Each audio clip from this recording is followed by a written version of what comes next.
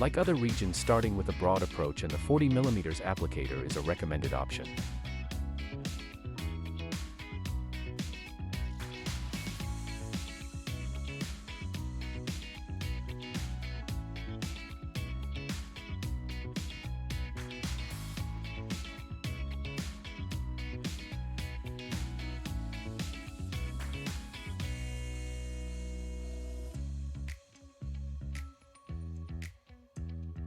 The 15mm applicator will enable more precision and higher energy delivery than the 40mm applicator. In this part of the video, you can see how one-handed holding of the handpiece can enable the free hand to provide additional treatment options. Here the second hand adds stretching to the pressure wave application.